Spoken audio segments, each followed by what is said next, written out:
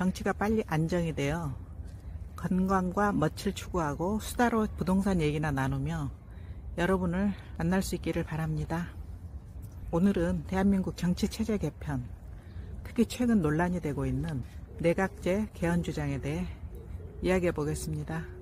과연 대한민국에 내각제가 맞을까요? 일본과 미국의 사례를 비교하면서 그 속에 숨겨진 진실을 짚어보겠습니다. 최근 정치권 일각에서는 대통령제의 한계를 이유로 내각제로 개헌하자는 주장이 다시 고개를 들고 있습니다. 대통령 1인에게 권한이 집중되다 보니 정치적 갈등이 커지고 협치가 어렵다는 논리죠. 하지만 정말 내각제가 해답일까요? 그럼 인구 1억 일본의 내각제 현실 알아볼까요? 일본은 입헌군주제를 기반으로 내각제를 운영하며 중의원과 참의원으로 구성된 양원제를 채택하고 있습니다. 중의원은 465명으로 임기 4년 조기 해산이 가능하고 참의원 248명으로 임기 6년으로 3년마다 절반이 교체됩니다. 내각은 의회의 신임을 바탕으로 구성되기 때문에 정책 추진 속도가 빠릅니다. 여당이 과반수를 차지하면 총리의 리더십도 강력해지고 문제가 생기면 교체하는 것도 상대적으로 쉽습니다. 책임정치 구현이라는 점에서 장점이 있는 구조입니다. 하지만 그 이면을 들여다보면 문제는 작지 않습니다. 자민당의 장기 집권 아래 일본 정치의 가장 큰 문제는 당내 파벌입니다. 정치는 한국이나 일본이나 파벌이 문제인 것 같습니다. 줄세우기, 인사거래, 비공식 권력 경쟁이 정치 전체를 마비시키기도 합니다. 게다가 총리가 강력한 파벌 눈치를 보게 되면서 실질적인 리더십이 약화되기도 하고 총리 교체가 잦아져 정치적 불안정성이 커지는 단점도 존재합니다. 무엇보다 내각과 의회의 책임 소재가 모호해지며 국민은 누가 책임지느냐를 알 수 없는 혼란에 빠지기도 하죠.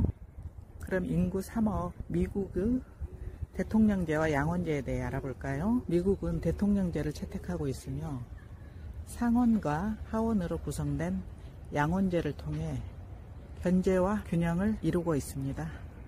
상원은 100명으로 각 주당 2명이고 임기 6년, 2년마다 3분의 1이 교체됩니다. 하원은 435명으로 임기 2년입니다.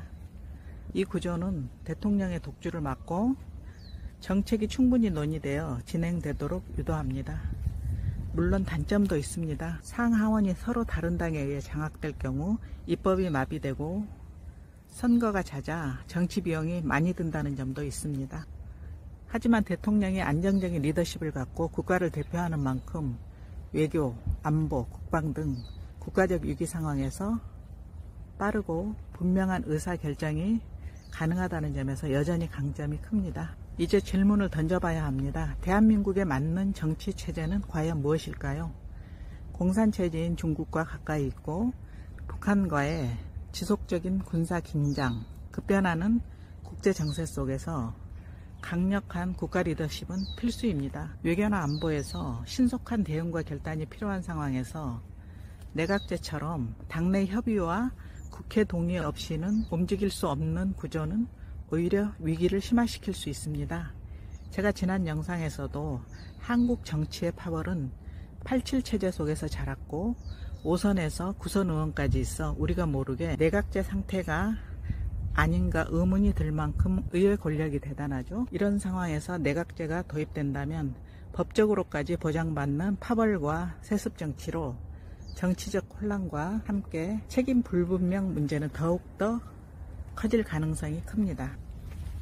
그렇다고 대통령제가 완벽하다고 말하려는 것이 아닙니다. 물론 개선할 부분은 많고 권력 남용의 문제는 늘 경계해야 합니다. 하지만 지금 내각제로 바꾸자는 주장은 국민적 동의도 없이 일부 정치권 내부에서만 논의되고 있다는 점에서 더욱 우려스럽습니다.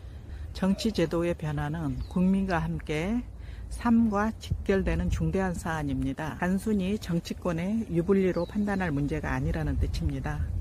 대한민국의 미래를 위해 반드시 졸속 개헌이 아닌 충분한 검토와 논의가 선행돼야 합니다.